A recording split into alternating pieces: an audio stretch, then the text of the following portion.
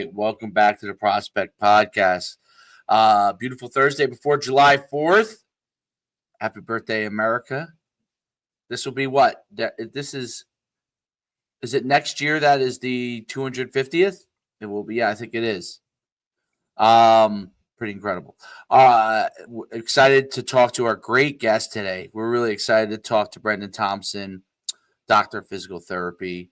Has a bunch of great stuff on movement, how to improve your athleticism, speed, doing it safely, and doing it to optimize your success. And we're really excited to talk to him.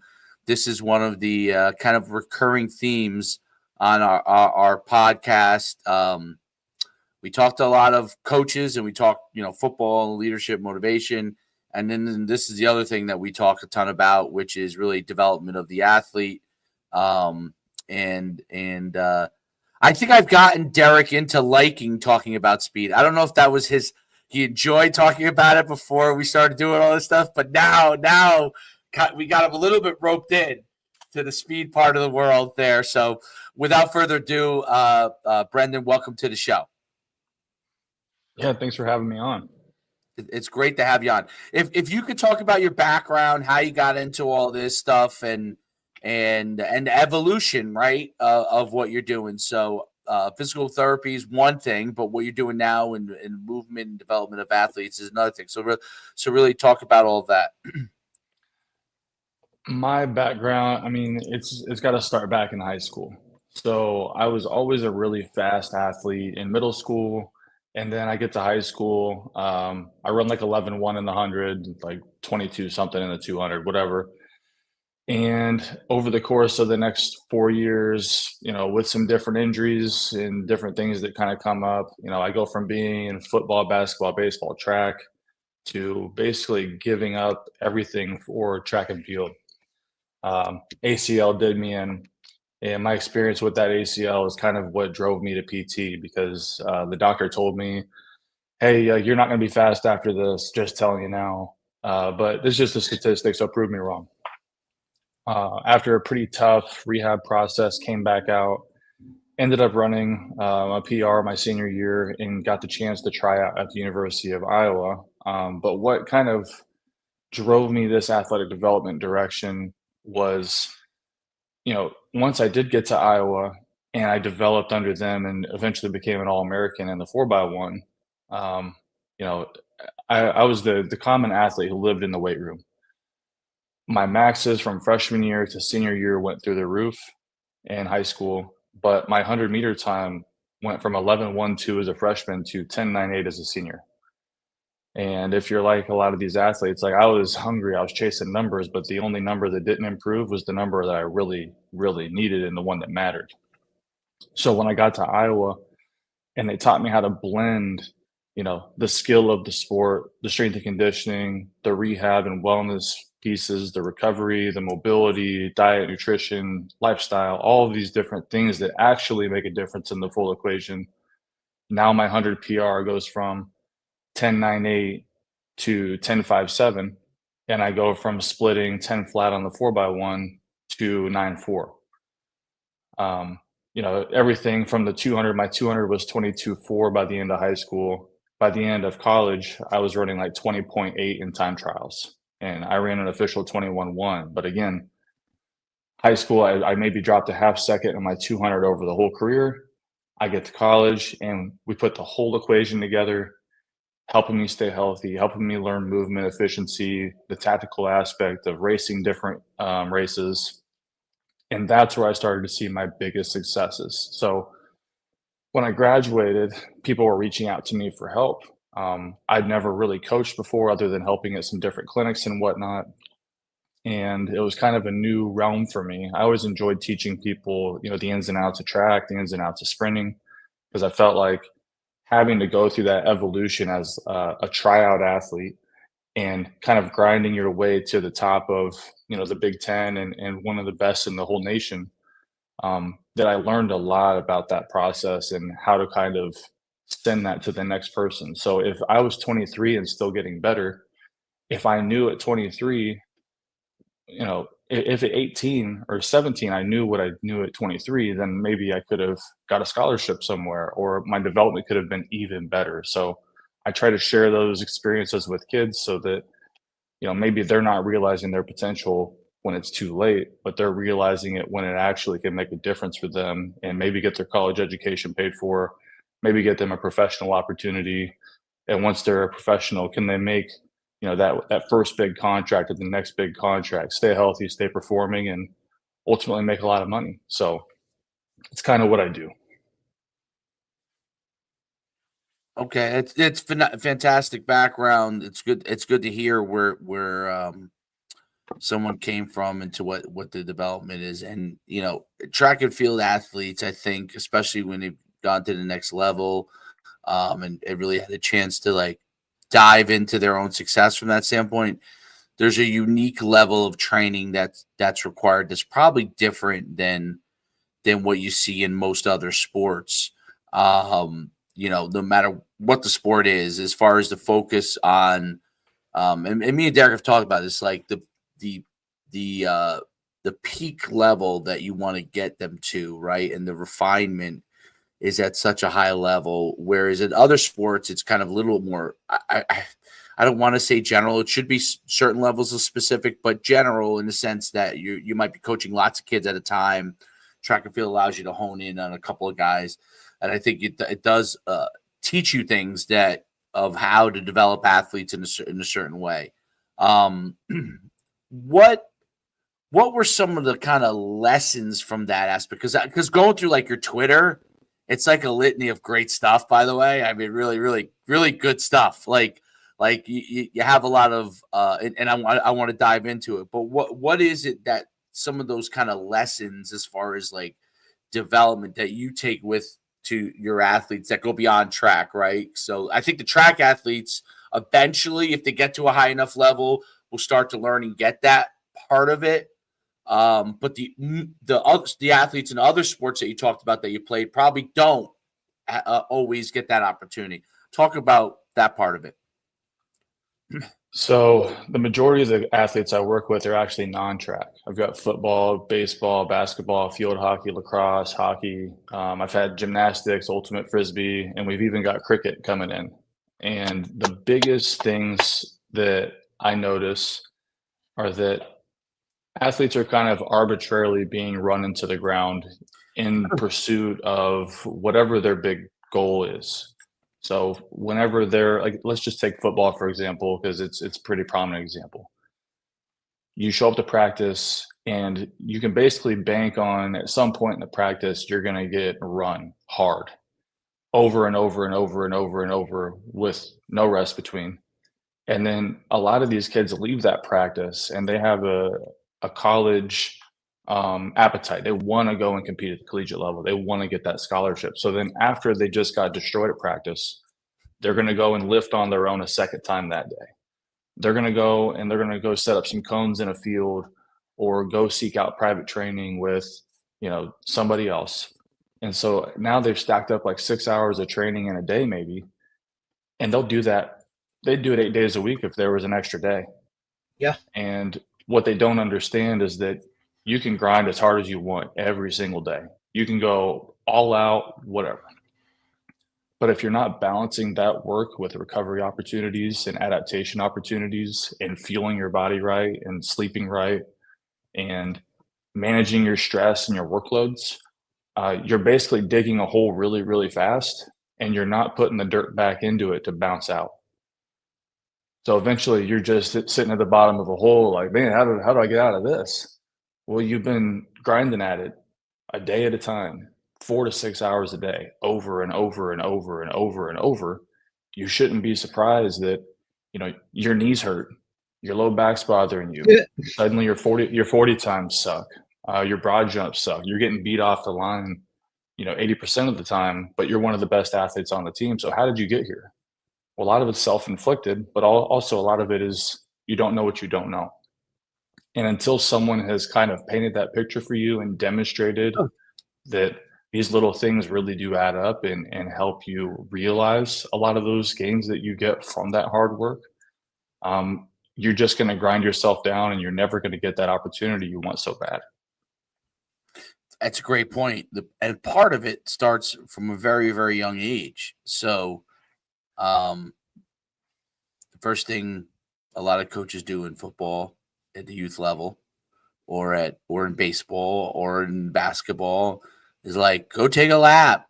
That's my favorite. That's what everyone does. Go take a lap.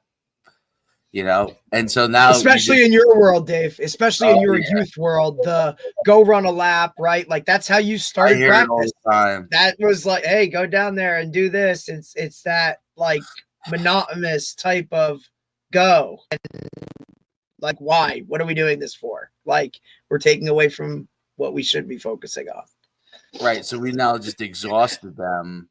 Correct. Before we ever even got a chance to, and then we're mad that they can't tackle in the drills properly or whatever it is. Or all of a sudden they go in the batting cage after they just ran this lap, and now they're in the cage and they're huffing and puffing, and you're like, you're not hitting properly.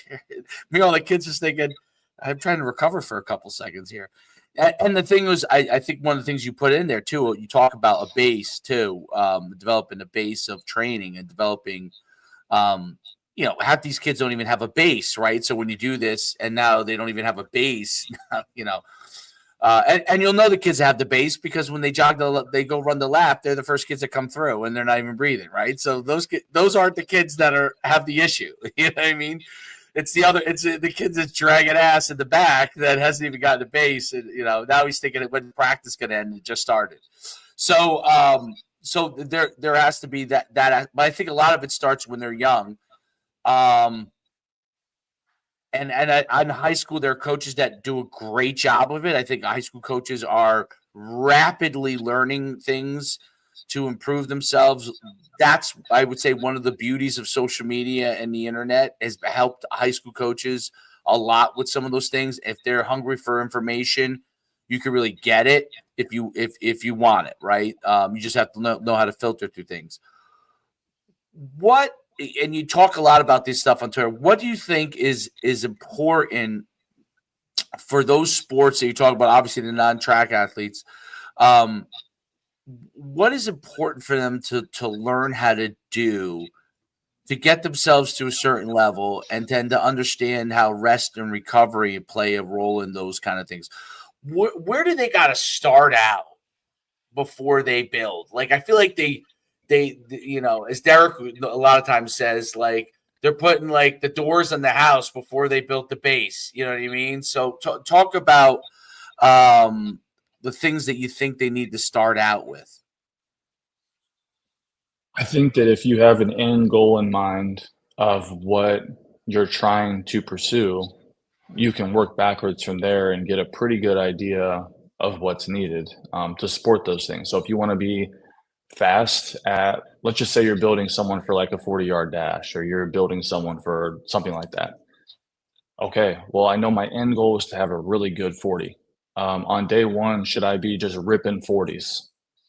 Have you built a base of 10s and 20s and 30s? Have you done any plyometric work? Do you have any general conditioning to be able to do repeated sprints? If you do start these things, the issue is I feel like we start too aggressively with too much volume, like day one. Every year I've got athletes like, all right, summer camp starts today. We should be getting some introductory stuff, right? I'm like, if you're lucky, you'll get some intro stuff, but they're probably going to train you today like you've been doing this stuff for like 6 months. So they show up, and sure enough, they get run down. I had a kid the other day say they were doing all out 200s and 100s on like a minute rest. Another kid said they did like 12 all out 40s on like 25 to 30 seconds rest.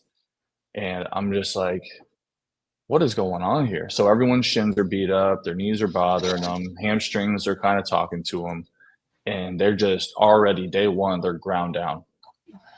I think that we've got to be careful, and this goes back to your question.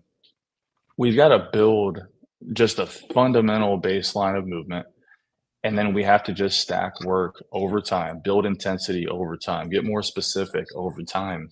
but you don't need to be championship ready day one. Like, it's just not going to happen. No matter how much you run day one, no matter how many jumps and burpees and whatever the hell else you decide to do day one, that athlete will not be ready for a championship day one. You have to understand that if you're building 1% daily for several months, now you give yourself a really good shot at having championship level athletes at some point. But you can't win that championship or be in championship form in one day or 1 week or 1 month. This is a consistent investment over time thing, and just taking Correct. little bites at a time versus trying to take the whole pie in one bite day one.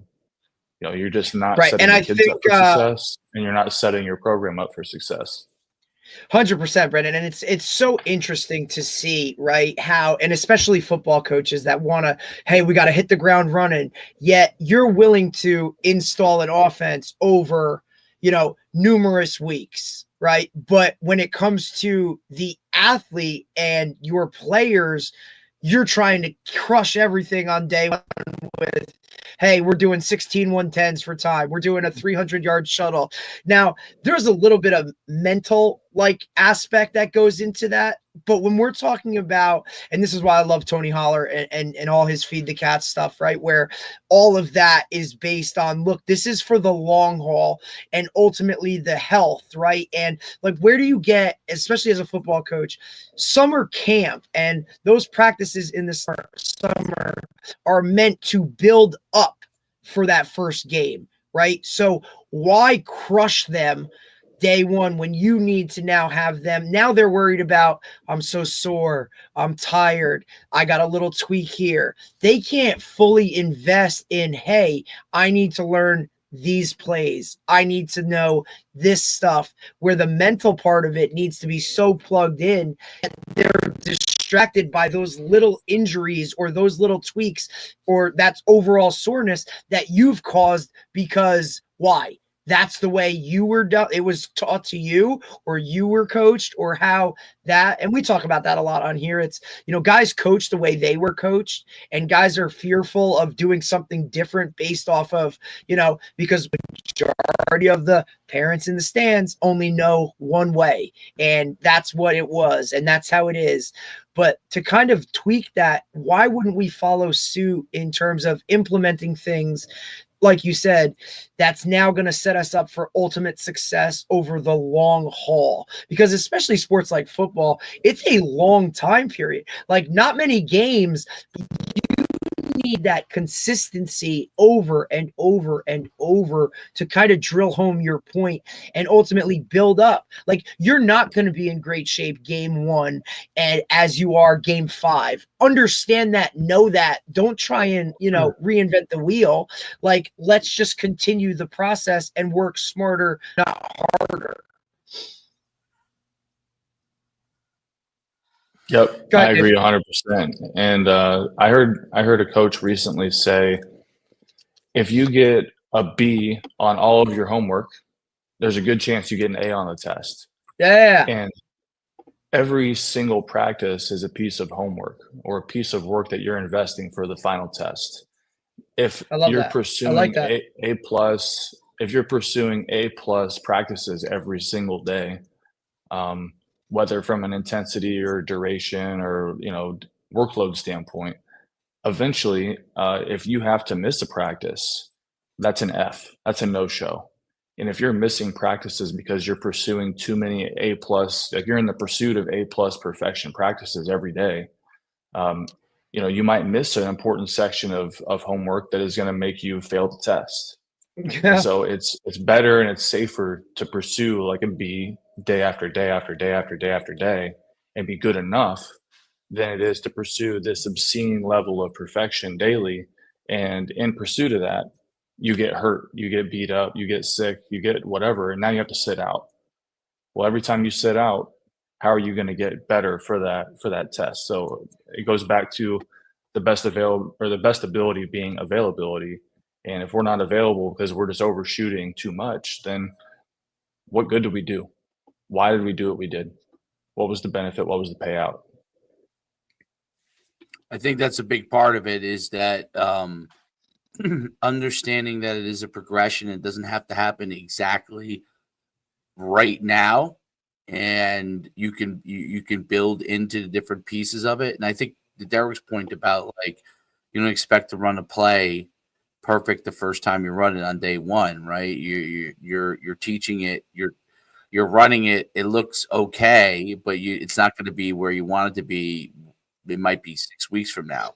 But when it comes to getting them in shape or getting them develop speed, we're like, yeah, oh, you guys haven't done anything all summer. We'll run you to death. Yeah, yeah. Oh, let's do more, right? Like you can't make these times, so let me add more onto that because that's gonna all of a sudden flip this switch on these kids. Like, you know, if anything, it hits the other. Like, I'm not doing. Like, coach, what are we doing? Right? Like, why? Like, we have all of this time, and that's where I think coaches and guys that are in their implementation of not only the X's and O part, right? Because that's the part that gets easy when it comes to football. Like I can teach guys on the field stuff, but when I need to build you up of how to take care of yourself, right? Off the field so that you can give me the maximum now physically is where I think coaches need to tighten it up and kind of tweak and really invest your time in that. Because if your athlete's not 100%, then it is what it is. You're not going to get everything that you're looking for coming out of them. There's no doubt about it. That's a really good point. Talk about so you have a thing in here which I think is really interesting when dealing with an injury. And I don't mean to shift a little bit, but like you have so much good stuff. I might jump around a little bit here, but when dealing with an injury, you should not stop training completely. Rice protocol 24/7. Be reckless. Fill your body with junk. Instead, you should train around the injury, move around, stick to the rehab plan, prioritize sleep and nutrition, make a decision. So talk about when something slowing them down. Let's put it like that. Maybe it's not even something that's keeping them out. Like right. So how do you working around those kind of things and still continuing to develop? That's always a tricky thing. What are you coming expanding on what you put there? What are some of the things that you really try to recommend there? You have to think about the fact that our body is always adapting to the stresses we do or don't impose on it. It's not only do, but it's also don't. So when we get hurt, or we're banged up, tweaked, something, even if someone's still able to go, our gut reaction is often rest, just rest. Go home, do nothing, sit on the sideline for a day or two, do absolutely zero. Stay home, do whatever you're going to do, but just rest and ice it and elevate it, compress, and it's just going to magically be ready for full speed activity in 2 days. I tend to be on the side of you want to push it to adapt tastefully so that eventually it might be prepared in some way to do the things you want it to do. And let's just say it's an ankle, for example. You got a kid, they have a tweaked ankle, they can still go, they wrap it up at practice, that kind of thing. But when they finish, should they just go and just lay up and do zero? Why not go walk around as much as you can in the pain-free range? Why not, do exercises within your pain tolerance that are going to, challenge it to adapt? The ankle itself hurts in the joint, but you have a lot of muscles surrounding that joint that help give it support and protection. So building those things up, great. Now let's say that it's so bad you can't do anything. It's all beat up. That ankle's jacked. You can't move it. It's swollen up like crazy. That doesn't mean I go and sit around and do nothing. Like I can do non-weight bearing exercise. I can do range of motion, pump in circles, those kinds of things. I can work the rest of my body. I still have a lot of body that's functional. When you work the rest of your body, you still get beneficial hormone surges and endorphins and things that can help that injury heal. You're promoting blood flow through your body. You're promoting your body to adapt to something. And so it's going to do that. So that's kind of where I go along those lines is if you hurt something, If you just sit out, you're adapting to nothing. So your body is now like, all right, well, I've got no stress on me at all. So I'm going to adapt to being bedridden. Well, that means I'm going to detrain my aerobic system. I'm going to detrain all of the strength, power, explosion I've been building. I'm going to lose some of this muscle mass I've built. And then a kid's been out for a week or two and they've lost 5 to 10 pounds of muscle. Well, that's a problem. Now they've lost some cardiac output. They've lost some capacity. That's a problem because they still need to go back and play those games. They still need to go back and get through those practices. Well, now instead of just one piece of the puzzle being kind of taken out and jacked up for a while, now the whole puzzle's jacked up. They're deconditioned. They're not powerful. They're not sharp. They don't have the same build that they had before. And now they're expected to just rematriculate into practice, seamlessly. And then what we tend to see after those periods of rest is a very high re-injury rate. And it might not always be the same ankle. It might be now the knee's jacked up. It might be the hip or low back get jacked up. But a lot of it stems from, I believe, lack of stimulation of the body in a beneficial way to keep all the pieces afloat as best as you can while you kind of tend to this injury, if that makes sense.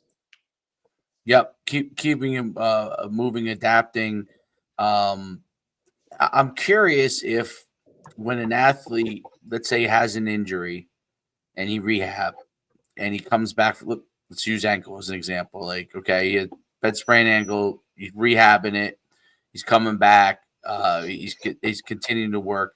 Now he's back in regular play, and one of the things I think the mistake that athletes make is, do you think? I'll ask you the question. Do you think that they should continue to rehab for a certain amount of period beyond the fact that they're already back? Because I feel like that's one of the mistakes that athletes make, and even athletic trainers, right? Okay, they're good. They have so many kids they have to worry about. That kid's back in play, good to go. That person's now not even seeing them anymore, right? Is there a time frame that you think beyond the time that they're back, quote unquote, healed, that they should continue to do PT along with their actual conditioning or practicing type of thing? Yeah, I think the mistake, and I see it as well, is let's just say, for example, it's the ankle. A doctor says, hey, you got about 4 weeks, and they do nothing for 4 weeks. And then it's like, all right, you're cleared. And when an athlete hears cleared, they think, okay, I'm cleared. That means I'm literally who I was 4 weeks ago. I'm ready to go.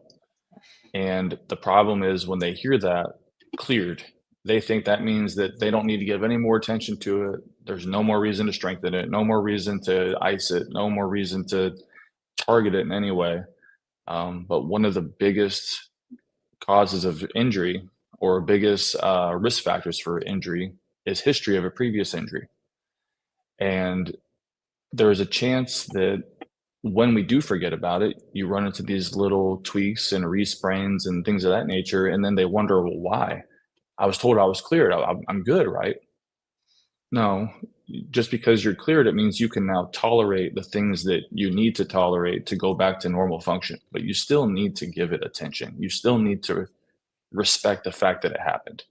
And I think that when we stop respecting the fact that the injury did occur and we stop giving it the love and attention that got us back onto the field, that's when we end up back on the sidelines over and over and over again. And we have those kids that are basically riding the injury carousel for their entire career. You have to take ownership and you have to do your maintenance exercises. You need to go and take care of it as much as you can, because you should be so upset at the idea that you will never play another down, that you'll do anything to stay on the field. Well, staying on the field means trying to bulletproof your body.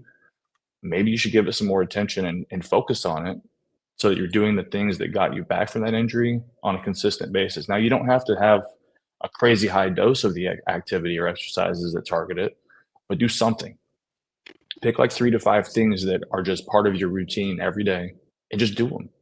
And that will take you so much further than just acting like, I'm cleared, the injury never happened, it's in the past, forget about it, now I can move forward. Like, just pick a few things and do them consistently for as long as you need to. Maybe it's one season, maybe it's for the rest of your athletic career, but pick a few and stick with them, and it'll work wonders.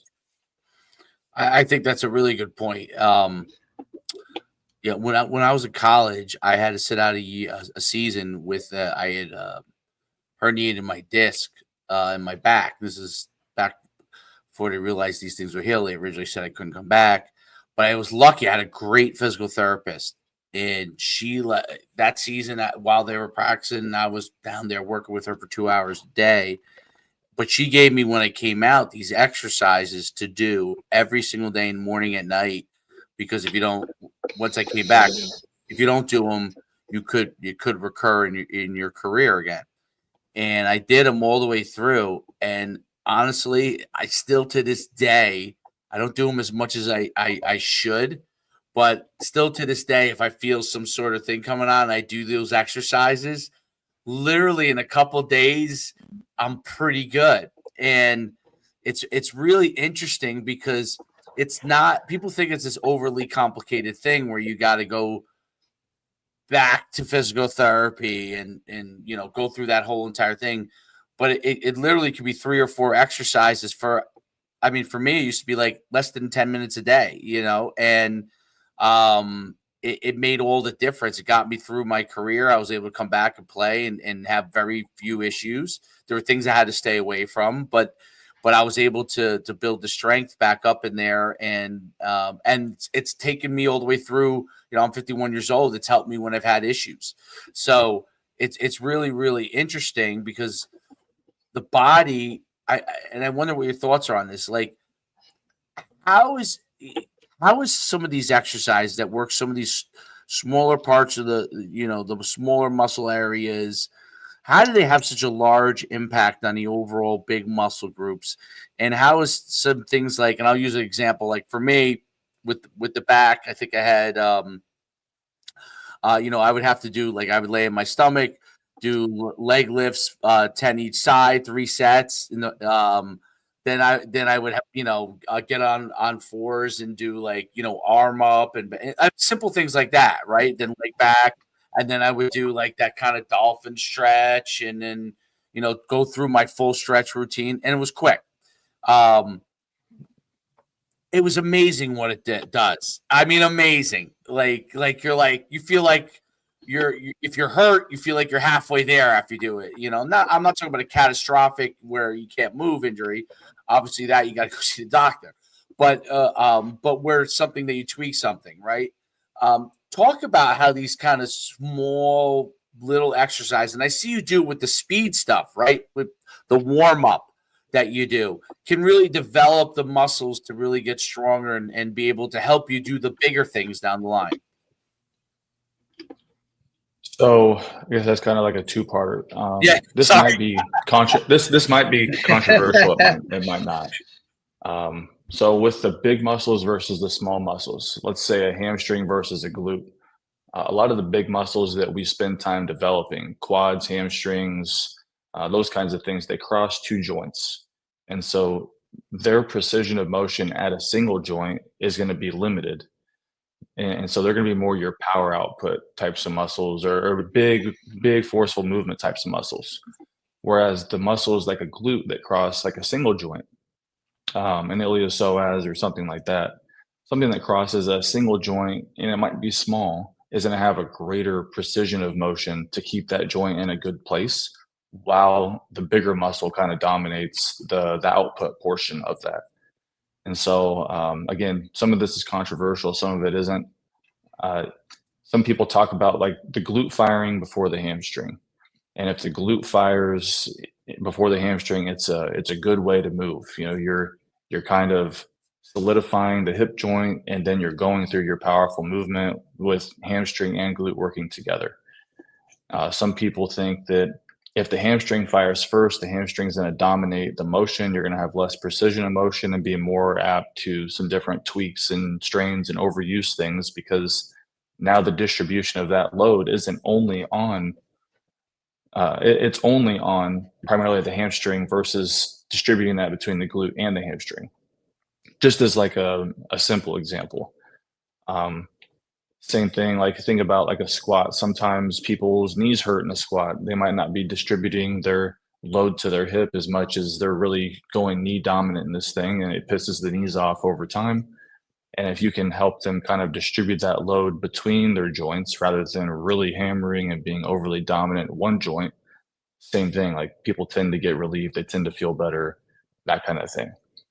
I hope that makes sense. And then, so when you target these little muscles, it, people kind of debate whether or not PT works, and a lot of the studies show, you know, some of the PT stuff might work in isolation, but any intervention in isolation, in my opinion, is short-sighted. You have to have kind of a holistic view of whatever it is you're treating.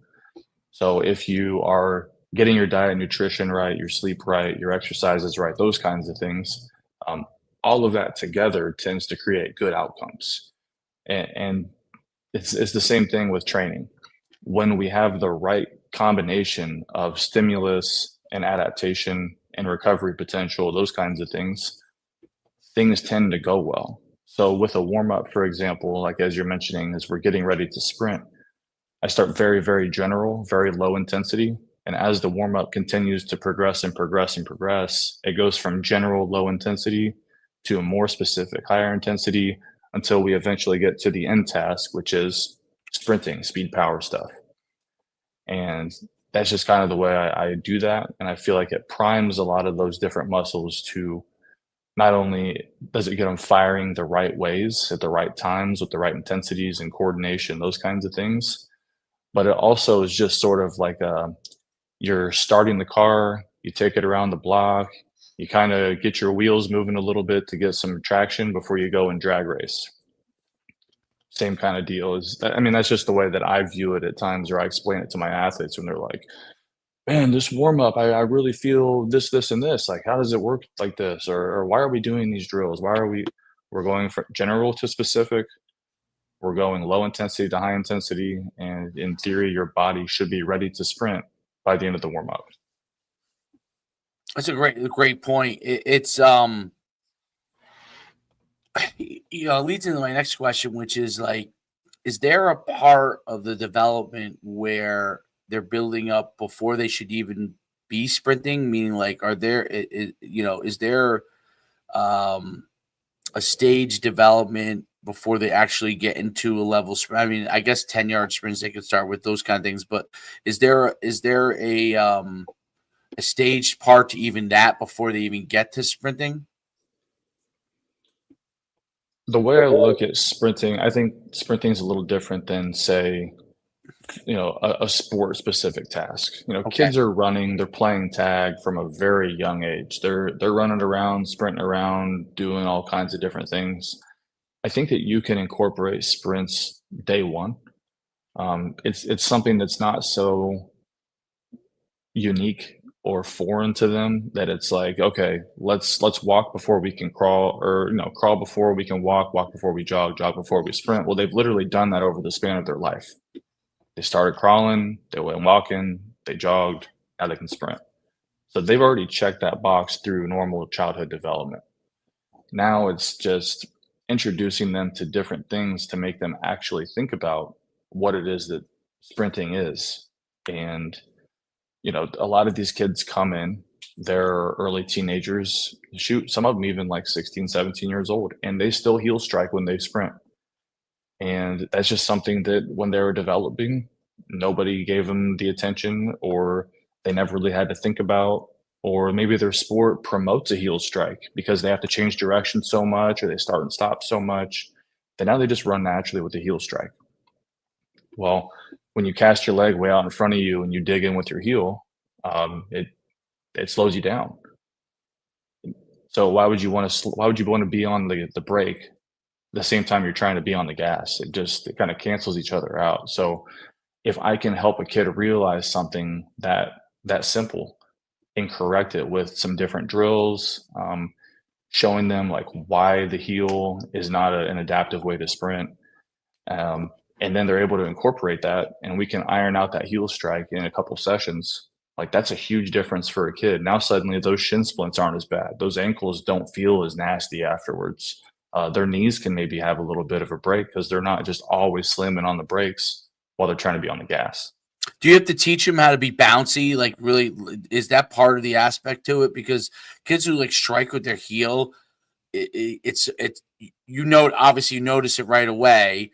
Or if anyone's paying attention, you notice it right away. There's zero elasticity, zero bounciness to them, right? Is teaching them to become bouncy. Like I see with high school kids all the time. You're right. And I think a lot of times with high school kids, the issue is if they play football or baseball or soccer or the cleats that they're running in, most of the time, they got obviously cleats in the back, cleats in the front, and it makes it even because of the change of direction aspect of it, right? Those parts actually dig in, and I think you're right. They run a lot flatter a lot of times, Yep.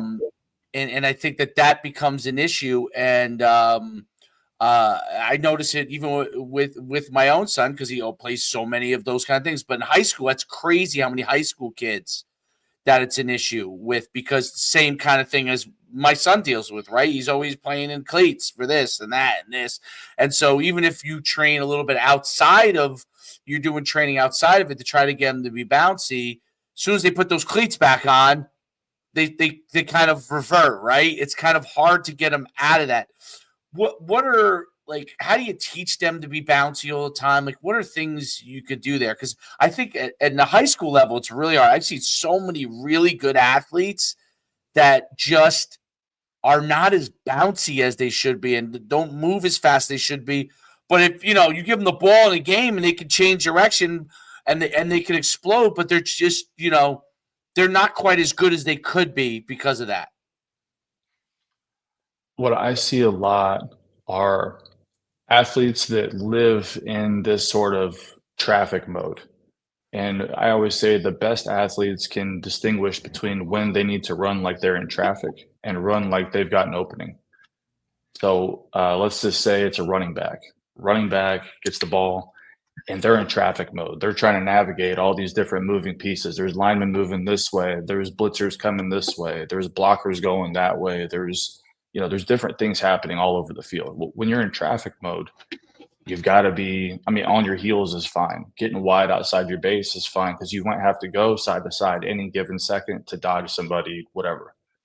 But when that big, beautiful opening happens and you see daylight, you have to be able to flip that switch and get out of this sort of choppy traffic mode off your heels and flip that switch to go top speed. Now, let's say a safety is coming and they have a good pursuit angle on you. As they get into kind of your space, you have to flip that switch again. All right, this is traffic. Lose the safety, flip it back, full speed, go score.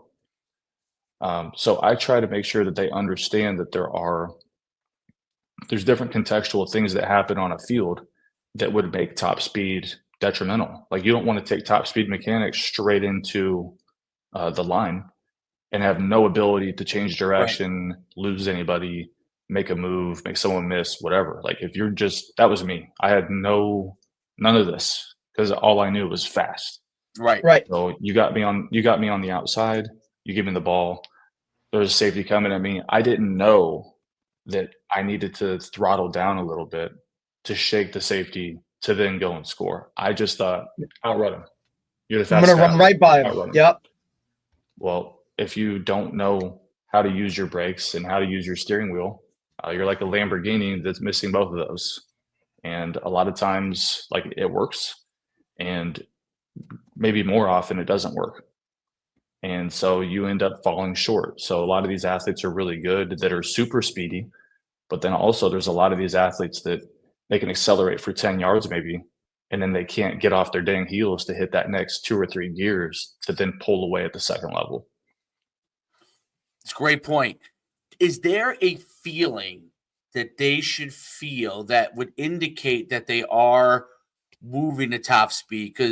And Derek, correct me if I'm wrong, because you're coaching high school kids now. Like, I think there are kids that probably don't know what that feels like to go from traffic mode, as you say, to acceleration, where you're going from being probably a little more bent to upright, right? Like it's a rise almost as you're rising towards the balls of your feet, the sprint, right? It's a rise of the body. Is there a feeling they should feel like so if Derek's coaching his high school kids, right, and his running back is running in traffic or his receiver catches the ball and he's running in traffic and now he has to accelerate, is there something that he should be able to see or the athlete should be able to feel to know that they're getting to that point?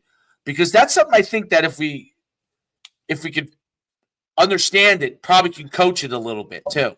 Well, I think, Dave, if you also kind of compare it to like running a 40, where your first 10 you should be low and you're kind of progressing into that, like, now I'm full blown sprint mode, right? But I do think that the making the athlete aware of like what you're saying, like what they should be looking for or feeling when they're attempting to do that, whether it's navigate in traffic or blow the top off of it, right? If we can make them more aware of that, I think they would pay more attention to it. And now, oh, okay. Like I'm sure they've all at some point experienced it, but they just don't know that that's like what it is, or that's what we're trying to get across to them. Does that kind of make sense, Brendan? Like kind of where we're going with it, or where, is there something that we can give them like, hey, this is what it should be, or this is how it should be, that now for me as the coach can say to you, hey, when you get to this point, this is what it should be. What I think is kind of the key to this is if they don't have that tool in their tool belt, it's hard to just give it to them. Right. They need reps and reps and reps and reps and reps of sprints that are well executed, that are on the ball of the foot, that are, they've progressively risen up to top speed and started to pull away at some point. But they also need reps and reps and reps and reps of speed, agility in confined spaces. And if you can combine those things where we navigate some piece of traffic and then we've got to go somewhere, whether you want to gamify it and time it or whatever that might be, a lot of athletes will eventually start to be able to just shut their brain off and just go exist in the sport versus having to think about like, okay, I'm in traffic. That means I'm not on my toes. Or that means I'm going to be more on my heels and side to side. Okay, I'm out of traffic. What does that mean? Oh, wait. Oh, I forgot. Oh, shoot. All right, I got tackled. Dang it.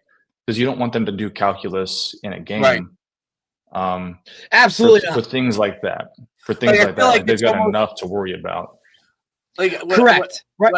Think about almost like you want to take some things off their plate in order to ultimately. It's the same thing with like, hey, I want you to know the play so that you're not thinking about as you're trying to avoid the defender in front of you, right? Like, and I always say this, like with coaching, if I'm still teaching your stance, your start, right, or like if I was teaching those things on Friday night in the middle of a game, right, like your alignment, all those, like you should have all of that. We should have repped that so much during the week that you're already going to do that automatically, and now we just worry about, hey, this team, so we have to tweak we have to go here, right? Like there are some automatics, like almost that, what I was always told was like a muscle memory aspect of it, that, hey, I know that when I line up, this is my stance and I start and I'm coming out and I'm doing this every single time because I've repped it so much. It's just natural, right? Like those are the things I think we're talking about.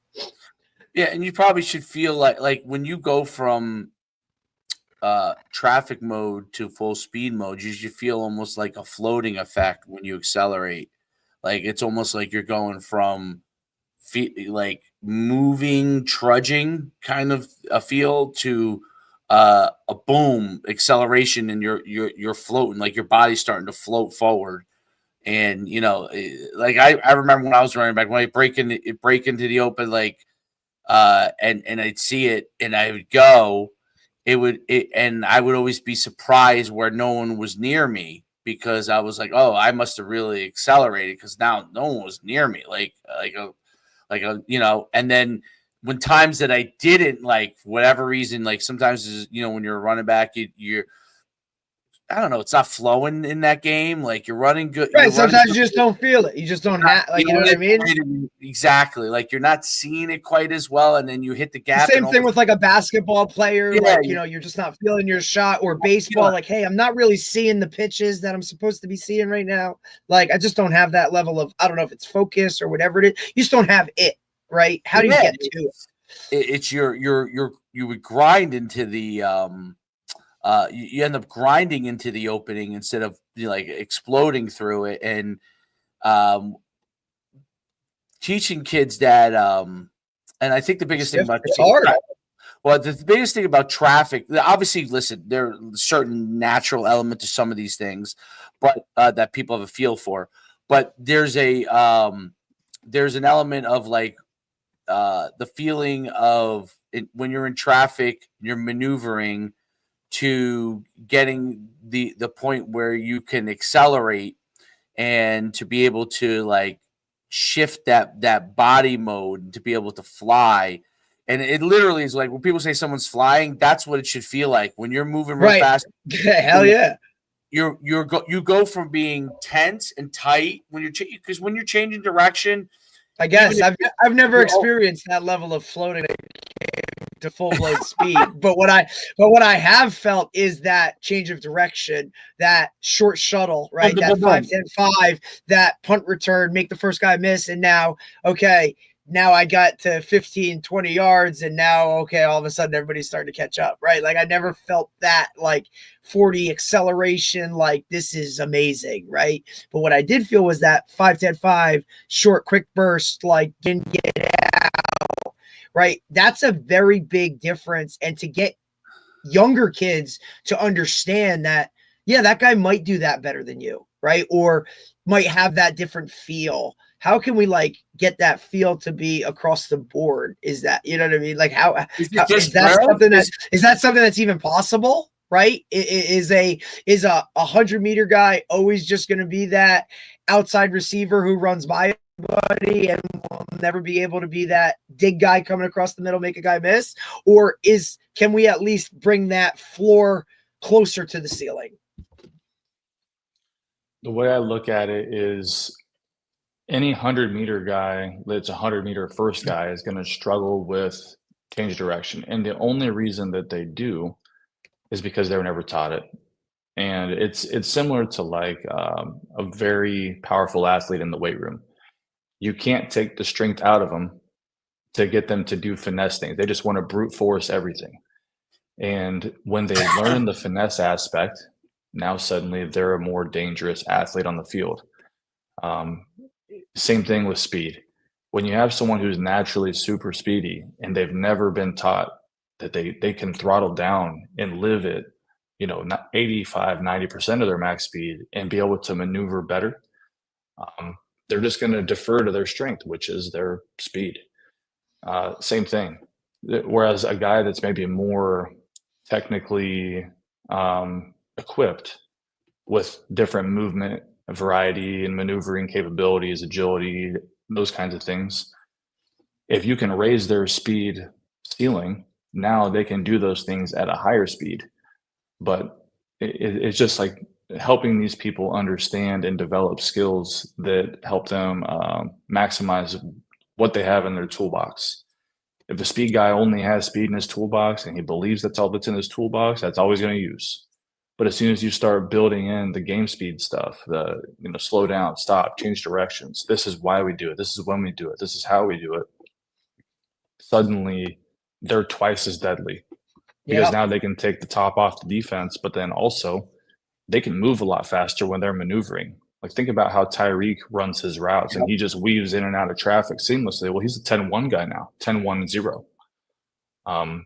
That's dangerous. In his off season. If he's in his off season, yeah, that's dangerous. Right? Yeah. And he's trying to race. What's his name? Who won the 100 meters? Like he's going back and forth. Noah Lyles, him and Noah Lyles are going back. Like at least he raced his brother, I think. Right? I know Tariq is very outspoken about like, hey, I've just done this, and he's actually taken I just heard him on a podcast recently. Like, hey, I've recently taken more of a focus on that track time or, whatever it is. Now, whether it's, Tyreek just being Tyreek or whether he's actually wanting to take that to the next level and talk about how can I take my track speed, my track times and implement it into what I do on a football field, which is, very, very different because for the most part, I think a lot of I think football guys think I can go run track, but I don't think a lot of track guys think I can go play football. Am I right in saying that? I don't think it goes the other way. Unless they think were about what it takes to be a successful track athlete. A lot of 100 sprinters aren't very heavy. They're not very heavy. Right. You give them that ball and they get hit across the middle from a 250-pound linebacker. Yeah, running a 4.2. 120-pound safety coming downhill. You will not want to play football very quickly. Now, there's also a lot of track guys and football guys who grew up doing the other sport. There's a lot of guys who did football and track. There's a lot of guys who did track and football. Right. And they gravitated to I one push it for to one my high reason school or athletes. the other. I push it. Please do both. Please. You know what's really interesting? And I don't mean to interrupt, Coach, because I want you to be able to go back to what you're talking about. But you know what I think is really interesting? This is to me being a little bit older guy here. In like the 80s and 70s when you had a less specialization and more like guys who did do football and track or other sport, you had a lot more. And I know people consider these guys anomalies, but there are a lot of guys like that because when I was growing up, that's who I wanted to be like because I did track and football. I played all sports when I was young, but then as high school, I did track and football. And Bo Jackson, Herschel Walker, guys like Deion Sanders, and there was a multitude of guys. I'm leaving out guys. I'm just naming the most popular. Even guys like Earl Campbell. All those guys were track guys, right? And they were huge. I mean, Herschel Walker ran 10.0 in 100 meters at 215 pounds. Bo Jackson, something similar in that range. That never happens anymore. Okay. Yeah, even think about like a Ricky Williams. Usain Bolt, obviously at 6'5", weighed 190 because he's 6'5". You know what I mean? 210. Or 210, right? But because of the height, right? And that was. Right. But I would say Usain Bolt is really like what you don't see it as much in the American athletes, maybe because of specialization. But Usain Bolt is really much more like a lot of those 70s, 80s athletes, just with all the modern training. I mean, he was a huge guy, right? And a couple of the other guys for them, Asafa Powell is huge, right? A huge guy. I don't know exactly what he weighs, but you can see he's physically bigger than most of the sprinters that you have there. So I think it's really interesting, and I don't know if the specialization, because I think it triggered with me with Tariq. You're saying him running the 100 meters, and kind of he obviously looks huge next to a lot of the sprinters, even though in football he's really not like a big guy per se, So I wonder if there's the fact that they learn to change direction and sprint so much more in the older days that they learned how to handle it at bigger sizes where that's less Tony Dorsett, even though he was only, I think, $195, 200, he was a superstar track athlete. These guys were all track stars, right? And it's not as much. Now, look, they all did it really as a secondary sport because the football coach said, go run track, right? It wasn't, and they just obviously, and it kind of started to translate. But I will say this, they were much more one-cut guys than you see guys like Tariq nowadays. So Bo Jackson, as great as he was a one-cut guy. Herschel Walker definitely was a one-cut guy. Even Tony Dorsett was really, who they considered more shifty back then, was a one-cut guy.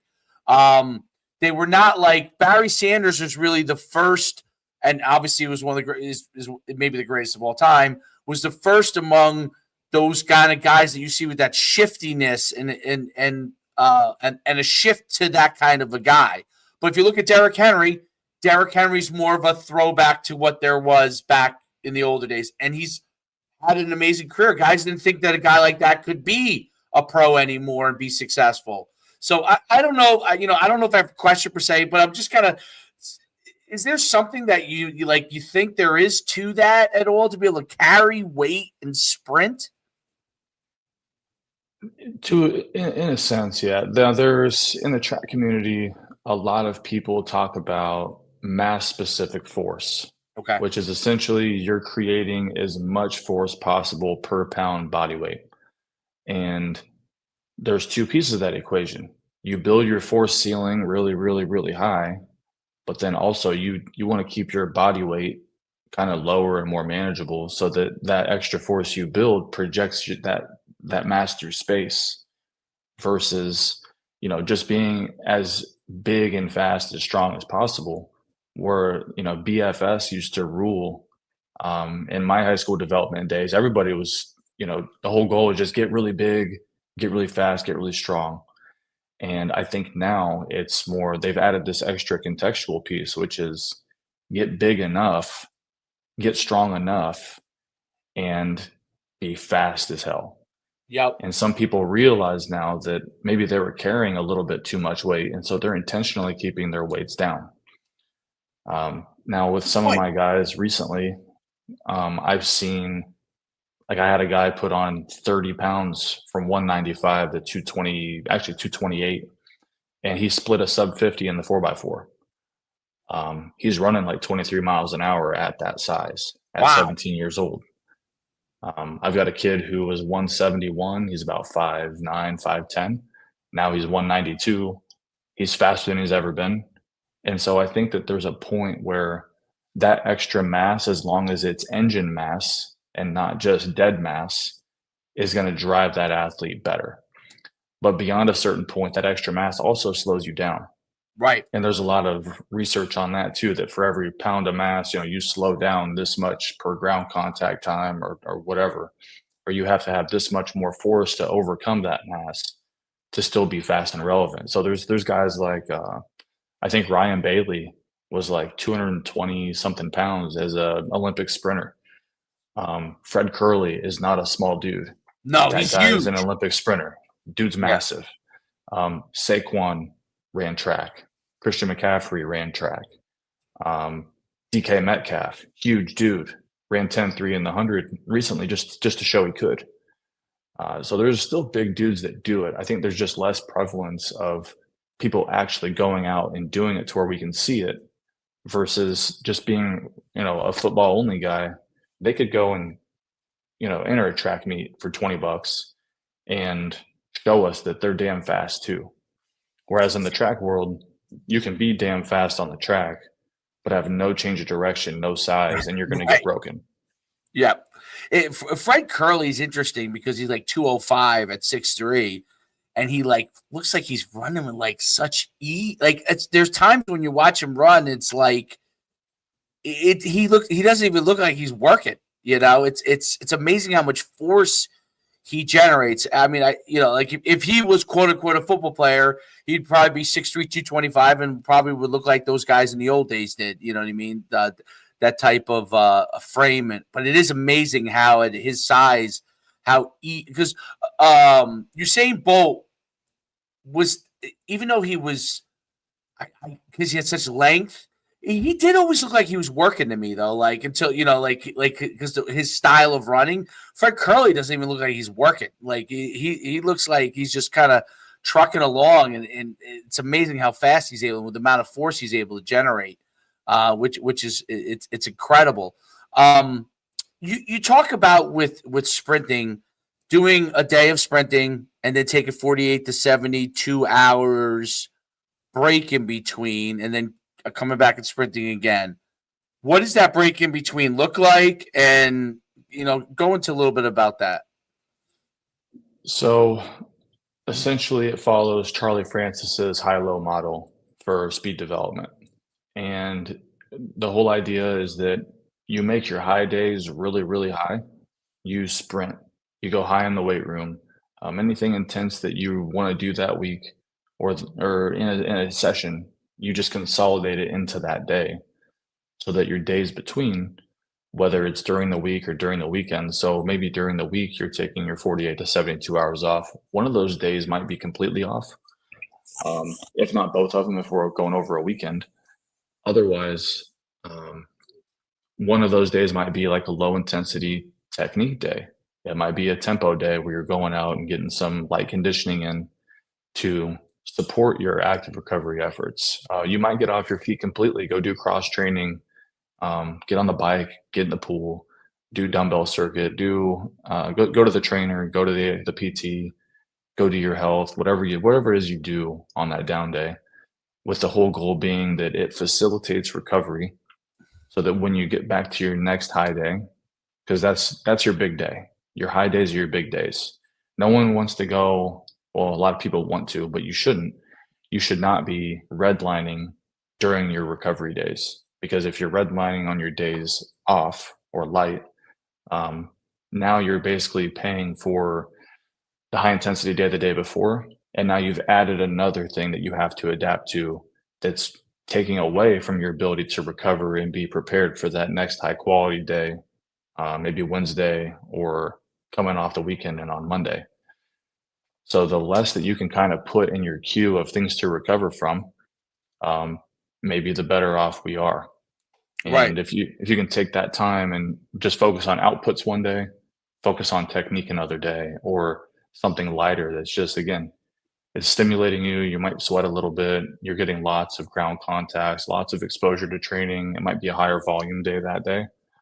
But the whole goal is that it's supportive in nature to speed and athletic development. It is not to be deleterious to the other work you did the day before. That makes sense. It's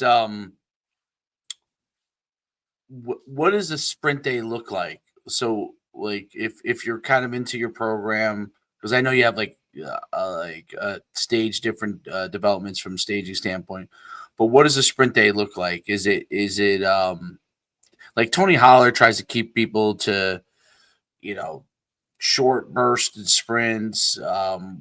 What is a guy who like plays, playing football? What should their sprint day look like? It depends on if it's a practice day or not.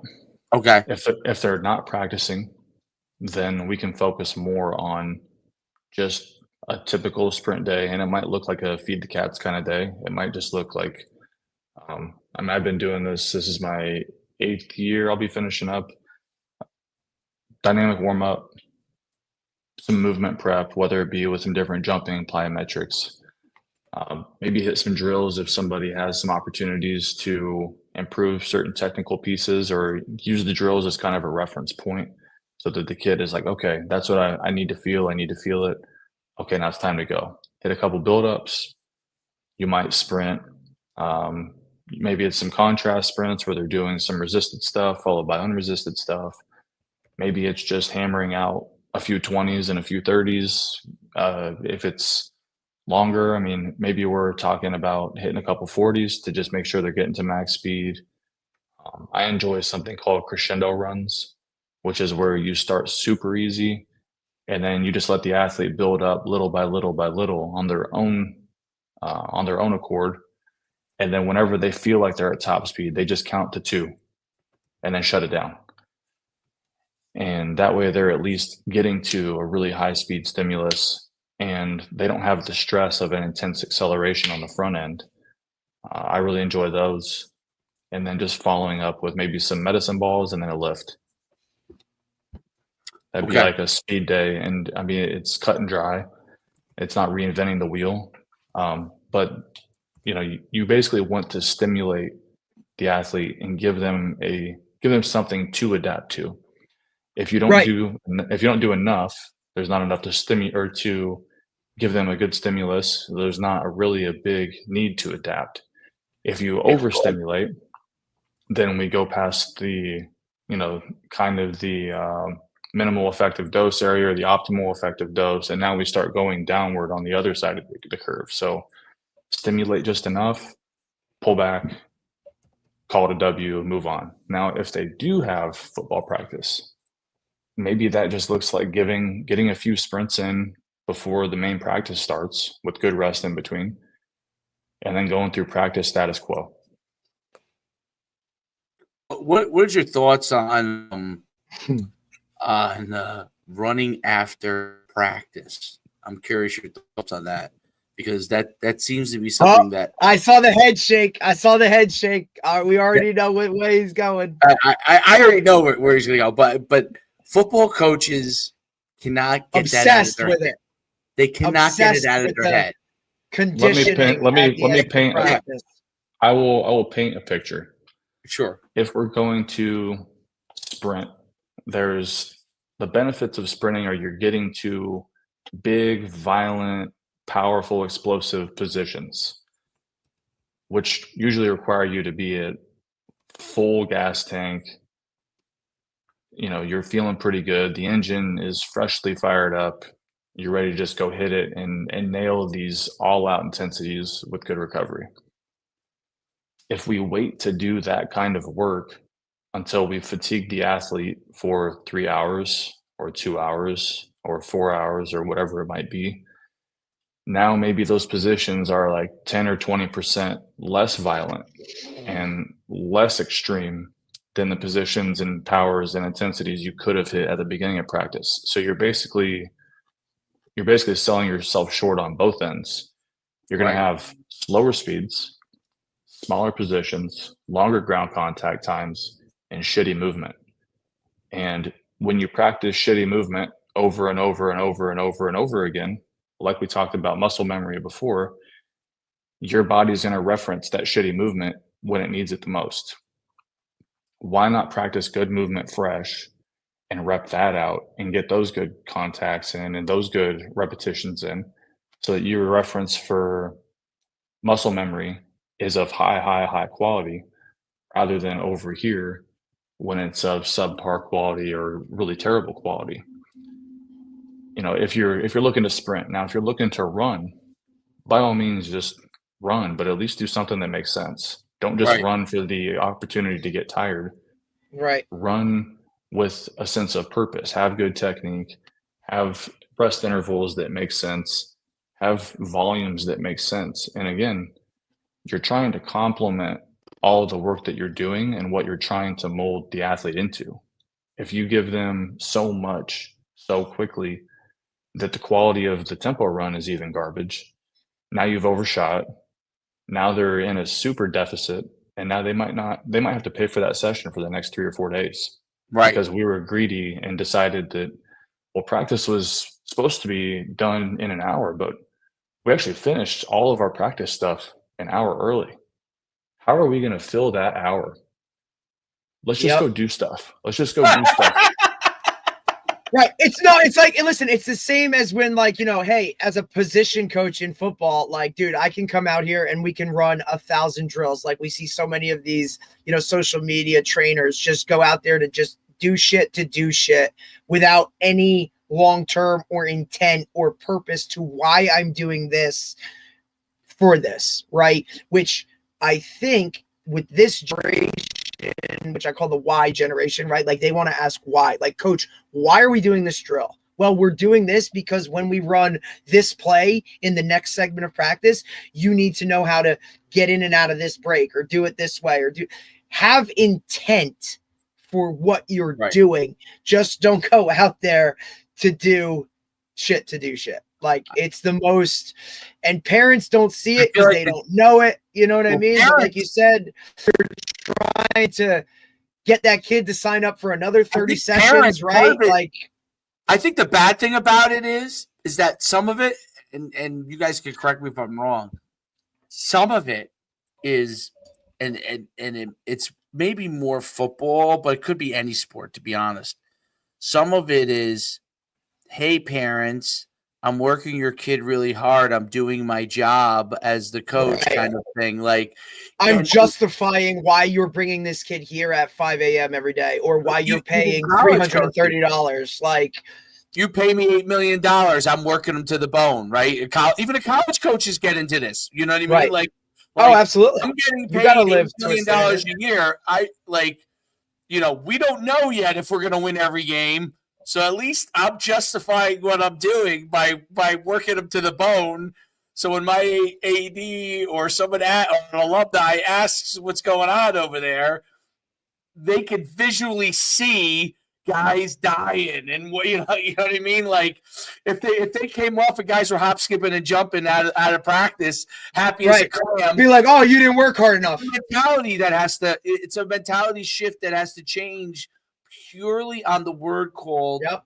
It's why Tony takes so much shit, right? It's why Tony Holler and those guys take so much shit when they come, like, you know what I mean? Because their kids don't leave practice dragging, right? Like exhausted. I'm tired. I'm this. I heard you wouldn't have a singer, right? Someone who's a singer who has to perform on stage, let's say on Saturday.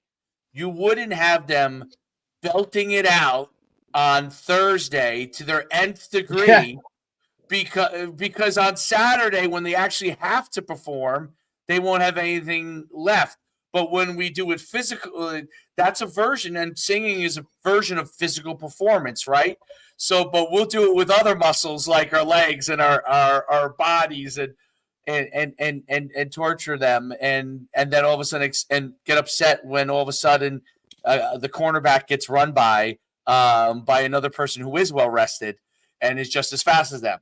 So that it's really the key word is how are you getting the peak performance when you need it? Not we don't need peak performance on Tuesday. That's such a hard thing for and you know Derek. One of Derek's all the podcasts we've been on. One of his biggest thing is like so many coaches are coaching how they were coached. But it's like, yeah, you know what? My safeties coach in high school, because I went to high school and I graduated in 1992. My safeties coach used to come over to me and he'd be smoking a cigarette and talking to me. I mean, that also changed, right? You can't do that anymore, right? And he would take a long pull and then explain to me how to fill the alley, you know? So, I mean, that part has changed too. And I think coaches have to start to adapt to it. But I think parents and expectations, you know, when you go to the lower levels, high school or maybe higher level youth, parents don't know what they're seeing. So if they see someone working their kid, they feel like whatever they're doing is some level of justification. And I think coaches have to get that out of their head. I heard a parent say it to me the other day, and I just, you know, I don't even kind of respond on these things because I'm just like, this guy doesn't really understand. But I heard a parent say to me, you know what I love about XYZ's practice? When I come to pick them up, they're running sprints at the end of practice. So many. And the first thing that I was thinking is, that's so knowledge that it has whether they're going to win the game or not. But in a parent's head, if that team ends up being good, they will attribute it amazingly to them running after practice. You know, not the fact that they have the better team or some skilled players, but the fact that they did it after practice. And little did they realize that if they focused more on the front end, or I've heard this, oh man, like this person he practiced for 2.5 hours. Those kids work. I'm like, what? What are they doing for 2.5 hours? Like, right. What could because Dave, we're in that. We've also shifted, right, in terms of even, you know, when we were doing this 7, 8 years ago. Yeah. Like we've always, that's always been our structure. That's always been how it is look, we're not going to waste time with conditioning and running and doing all this kind of stuff. Like we're going to implement that into making practice. It's all within practice. It's part of practice, because if now, even for the athletes, even if you don't call it conditioning, right, we're just tempoing and going faster within practice. We're getting everything we need the same way as if we lined everybody up on the goal line at the end of practice and said sprint, right? Like, if anything, that should be the first segment of practice, not the end segment of practice. I think that's a transition, but because a lot of coaches have never done that, and that's like not what it is. And there are parents that are going to say, why aren't you conditioning more? Why aren't you running more? Why aren't you doing this? It's like, well, when you see the freshness, and the biggest factor, and Tony talks about this all the time, is the health of your football team. Correct. Right? Most injuries happen when? August, the first weeks of practice.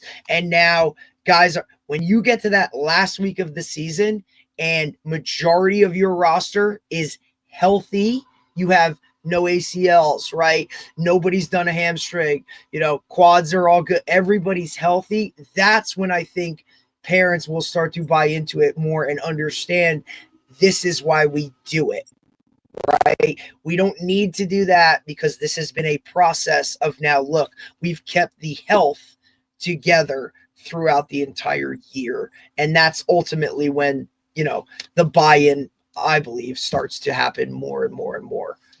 But it's really hard to get coaches out of that mold, man. Like, those guys are stubborn, hard-headed. Like, we got to run our gassers. We got to do our no, you don't, man.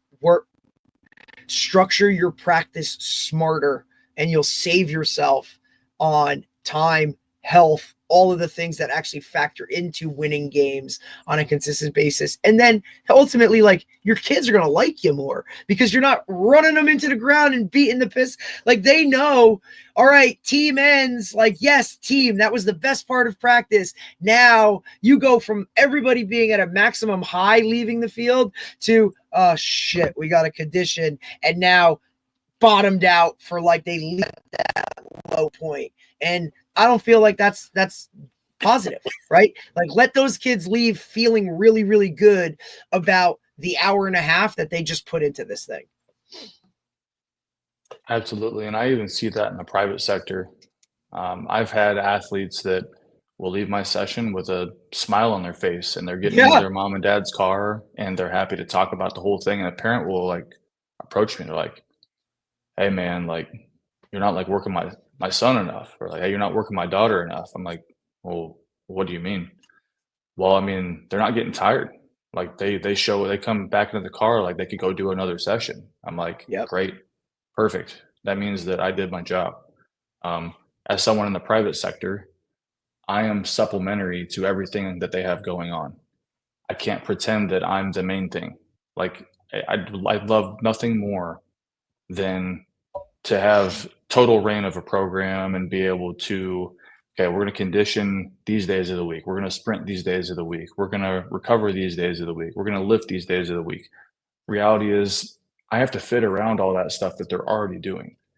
So if they come to me and I kill them and then they go to practice the next day and they're smoked, well, then that coach hears that they're coming to me and now I might. Now you're the bad guy. No, I'm the bad guy. Now the coach has a bad view of me.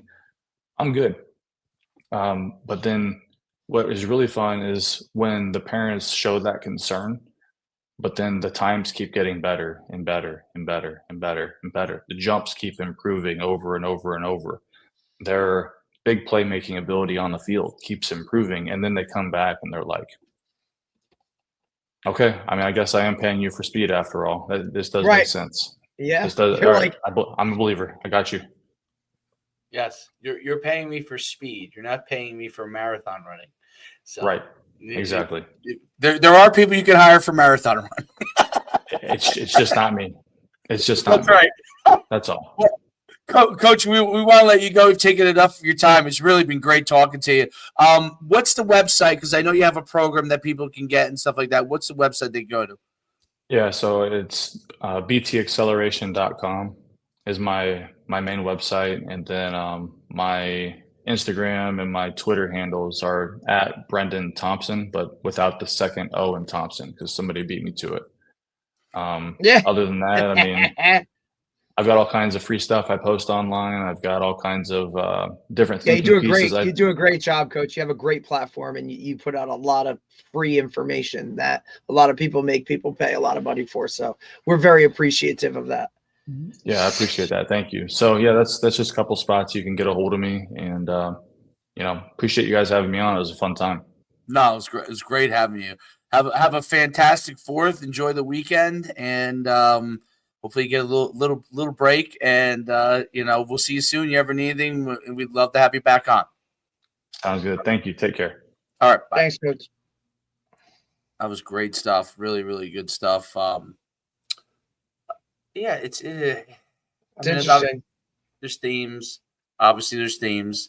It's of course it's funny because when things get said to me, and or I see it in practices that I'm like not in charge of, and I'm just like a bystander, and like there's no way I'm just watching. I can't really re-educate somebody right at this moment, but like, it's there's a professionalism to coaching that goes well beyond just the knowledge of the skill portion of your sport. There really is, like, coaching to me, like, one of the things that I've learned really a lot of it from this podcast is become a big part of it to me in like the last 3 years, I guess, or 4 years, or three years maybe. It's a lot. It's I think in the beginning we were a little spotty, right, and then we were all the time, but it must be something. We've been like hitting it for a while. Let me see. I'll 3 years, I would say. Oh wait, no, COVID. Wait, right up. Was it COVID or right after COVID? Right after COVID. Right after we've been hitting it really hard since like right around this time of 2023, and by the end of like we're about to hit our 200th episode. Right. So in the last 2 years, we've really crushed it. We were doing it probably for 3 or 3.5, but right. But really crushing it. And since we've had a rebrand, you know what I mean? Yeah. Rebrand and kind of like changed up the title a little bit and like kind of focused in on certain things. But I think that the differentiation and, the different areas that we hit in terms of who we bring on and what we talk about, I think that on top of like the audiences, like there's something for everybody in terms of like, we get coaches, we get parents, we get athletes, we get people within the industry, like, whether it be youth sports, high school sports, college, like we've hit on all levels of people that kind of are the experts, or they know more about certain areas, and we can bring them all on and talk about this stuff. But there are some common trends that we always try to go back to in terms of, the development aspect of it, or the, just all of these things kind of all go back to like, how do you get right an athlete to get to the highest potential for what they have in their tank, right? Like we know that there are levels of this. Some guys are, fast, whatever, but how can you maximize what you have, physically, emotionally, socially? How can you maximize all of those things to be the best version of you, right? And that's where I think like this is really been eye-opening in terms of maybe we had certain viewpoints on things, and now we've brought in not, just one person or two people, like multiple people that can kind of hammer down on certain things of, hey, this is why, and they can show you an example of, look, we did it this way and it worked here, or we did it this way and it worked there, right? Because not everything is cookie cutter, where if you do this is what's going to happen. Might not be the same for that might not be what works for you. Yeah. So we're giving people those options in terms of, hey, well, if you're this worked for this person, or if you're this person worked, right? Like I think that's why we can kind of hit on a lot of different areas when, we ultimately like roll out what we roll out, is because we differentiate, we speak to these other people. Like there's something for everybody, right? Like I think that's kind of where it is. We don't stick to one sport. We don't stick to just talking about like the sport itself. It's the development side of it, whether it be the strength and conditioning, the speed, the nutrition, the mental health side of it, the football, basketball, baseball, right? Like the youth coach, the professional coach, the club coach, the rec coach, you know what I mean? Like we're hitting on all of these things where like there's something for everybody. You can take something away of this. It's helped me. I feel like I have become 1,000 times better coach, even though obviously now I'm coaching. Well, I guess it's 7-7. I still coaching like the middle school and older kids, but outside of that, I'm primarily coaching youth kids. And now listen, this is the truth. Obviously, you got to have good athletes Of course. to always to do well, and it helps when your kid happens to be a pretty good athlete, because then obviously other kids want to be in the team with all good, it kind of part of it helps. But I feel like my handling of athletes has really improved a lot, and like handling like what they need and what and I think that this podcast has helped it a lot, like the training aspect of them, when to train, when something happens injury wise, how to handle it, Correct. like I'm way it's been hard, like when to tell a kid that it's time to tough it out and when to tell them no, you're not toughing it out, like this is Right. not tough it out time, this is Correct. and it's Well, learning that is very, especially for guys like I us used to who be a have big done it. tough it out guy. I was a big I think we all were. Like, I just look at the way I coached when I started this 16 seasons ago till now, like not even close. Like it's not even in the same realm of whatever viewpoint on off-season working out and training and all that stuff. The mental health side of it, right? Yeah. Like it's just there's so much, and especially when you go, which working with you has allowed me not only to work with different age groups, but different geographical locations of like people here do it this way, people here do it that way. You know what I mean? Like that type of stuff. And like this podcast has allowed us to me, I'll speak for myself, to see things on a national level, even more so than like, where it was and what my, was before I got into this and what we do. But to see that stuff too factor into it, and just the overall changes and how things have been tweaked, or what is no longer, and what wasn't even thought about is now the main aspect of it, right? Like help me identify people who are actually good coaches, like how they like and it's the furthest thing from looking in the wins and loss column, you know what I mean? Like it's like how does he handle it, like when he's upset, does he move on, like does I say this all the time, dude, something goes wrong as a coach, you're going to be upset. Like you don't have to hide the emotion that you're upset. Right. But the key is, what's your rebound?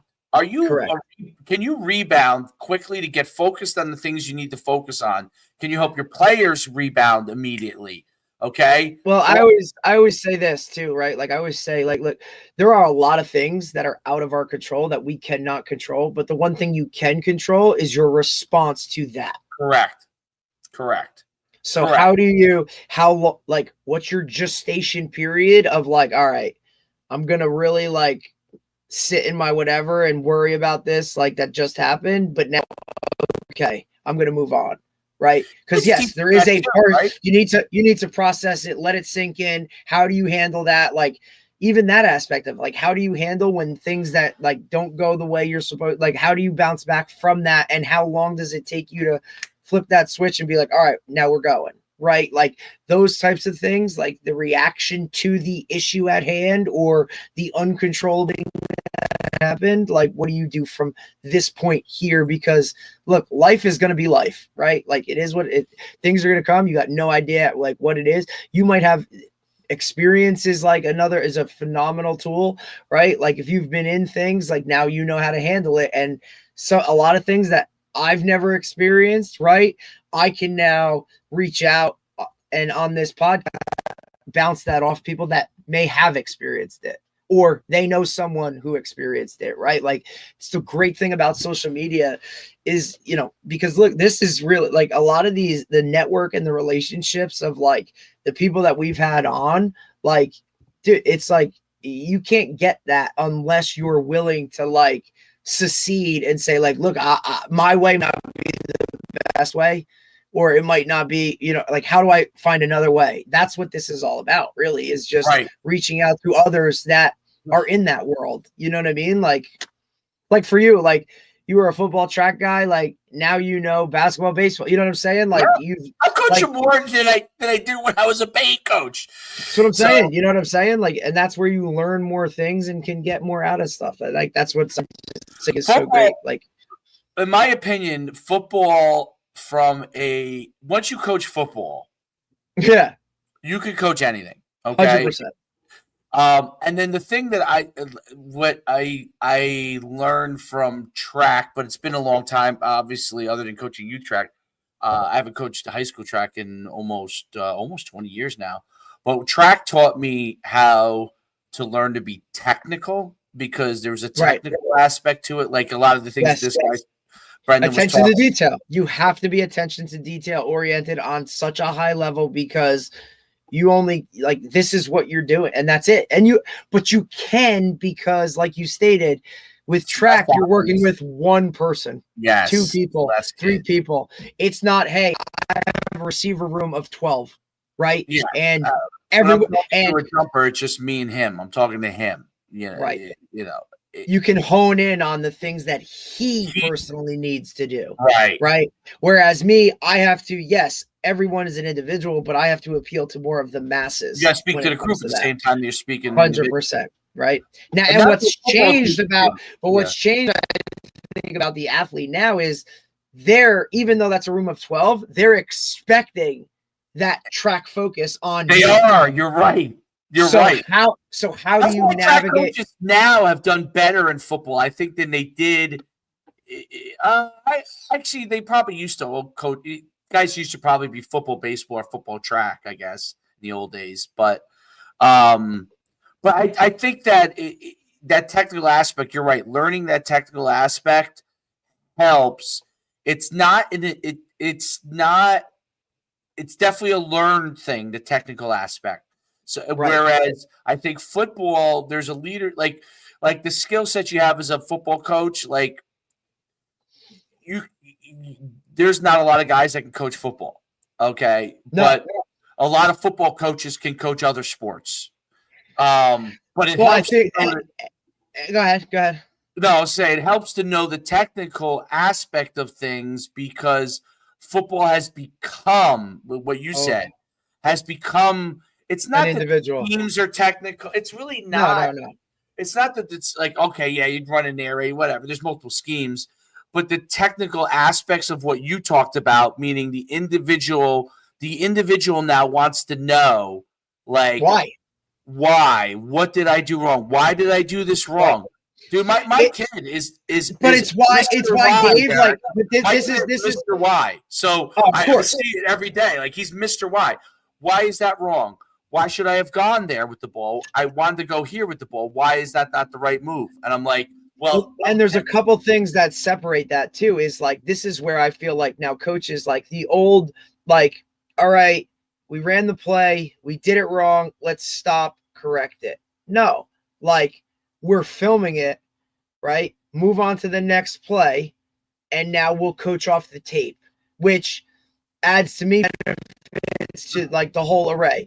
Practice keeps flowing, right? You're not having to start and stop just in terms of your body. Like now we're out of there, all of those things. But now it also allows you, right? It allows you to like, hey, you got to work and go. But it also now allows me to pay that individualized attention to my athlete in the film room saying, look, you did this. This is what it is, right? That gets you that one-on-one coaching relationship that now they're expecting because that's just what we're working with now, I don't know what these guys' practices look like now, although I'm sure when I first started coaching, the greatest practice coach, meaning like how he flowed practice, was Nympheus. I'd never seen anything like it at the time. It was like 210, 2 hours. I'm sure it's similar. He was the greatest at it, and he may be. I'm sure he's less because he used to call me up, and when I was at Powell Park, and then when I was, I think at Red Bank we were doing like 2 hours, 210, but at Powell Park I was forced to go hour 45 because of the busing situation, and he asked me how I did it, like how did you do it and win with. But it's also one of those things that if you're not that. Like you had to deal with that logistically, right? Like some other sports might not have to deal with that logistically of like a bus issue or, hey, we got to get out of here in a short time period because, basketball practice is this long, baseball practice is this long.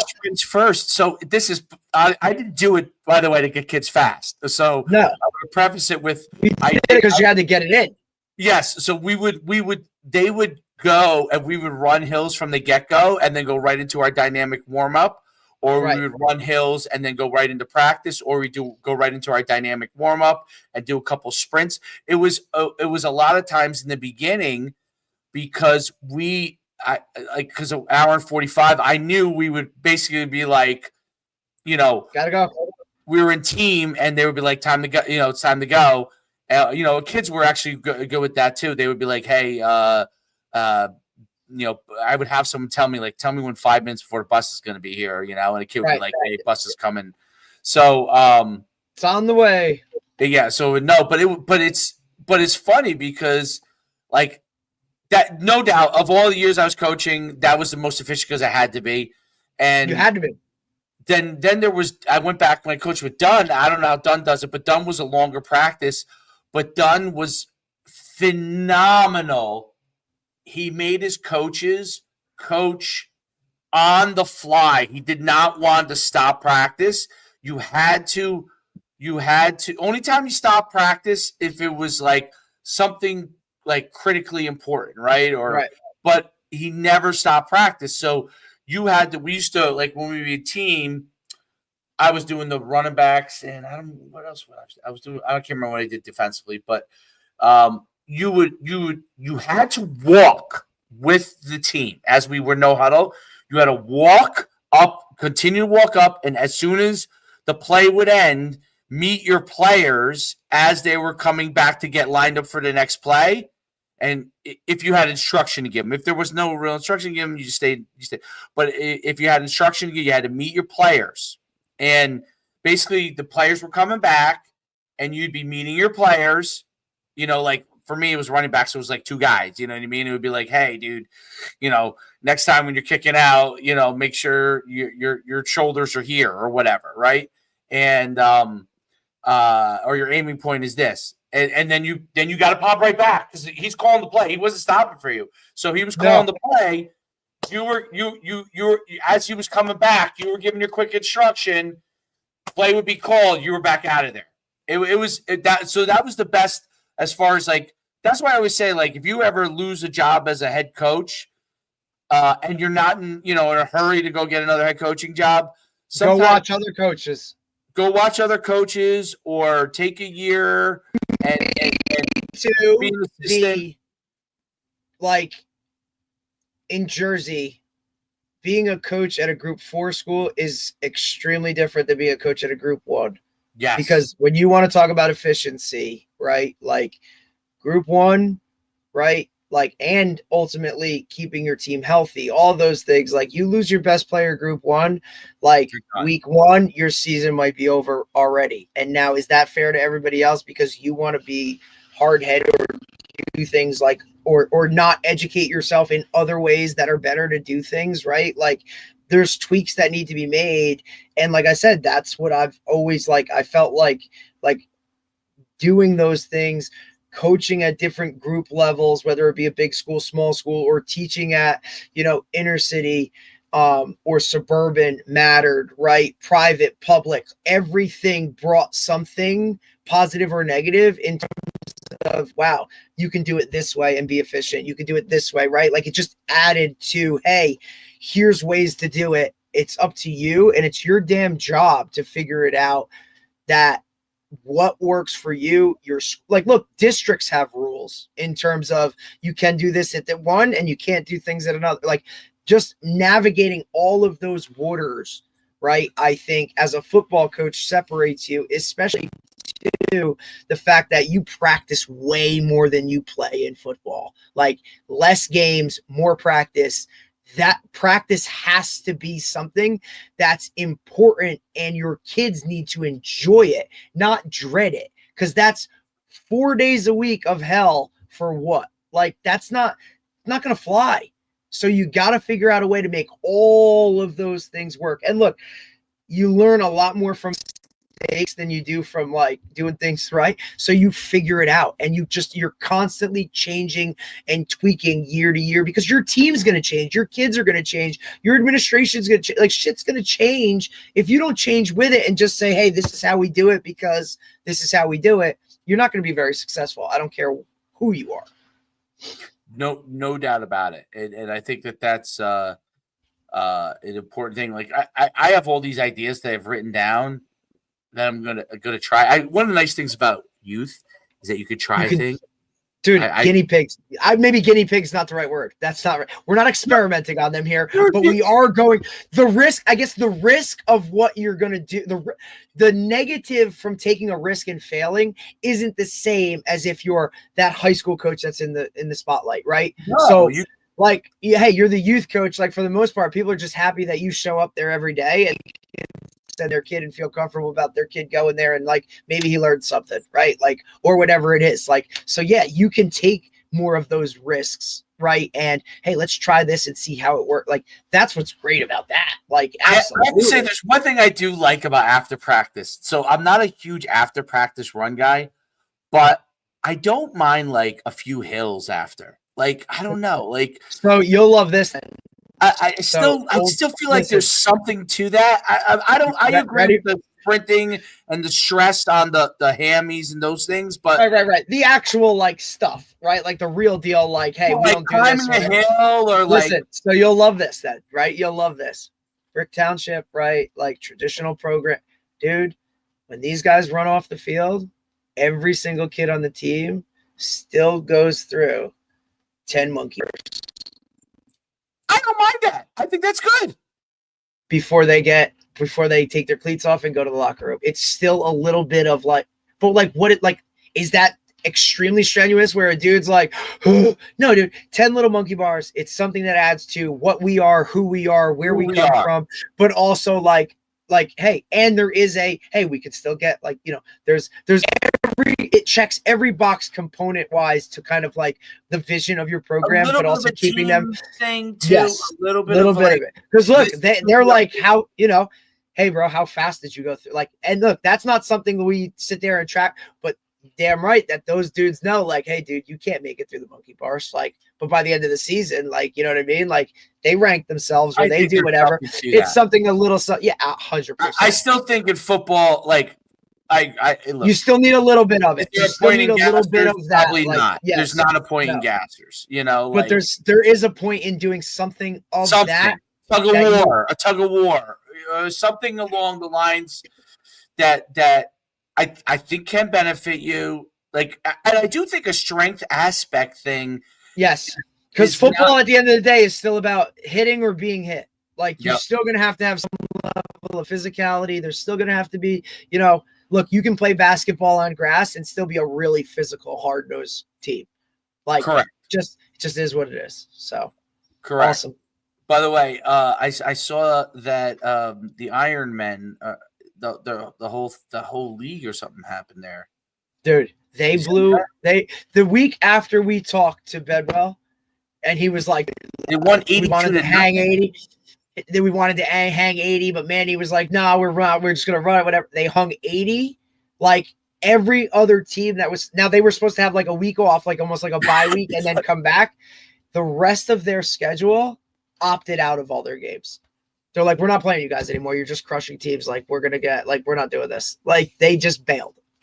And that like killed their season, dude. And I heard the league, like, they were really the only ones in the league that were like really actually trying to play games, like taking it serious, like actually like practicing and like trying to get it to. So I don't know. We'll have to have him back on to kind of explain. I would love to talk about it. You're like, hey man, like you beat the hell out of him so much that now it ain't even happening. So like, but I guess they couldn't cover the mesh. Guess not. So. All right.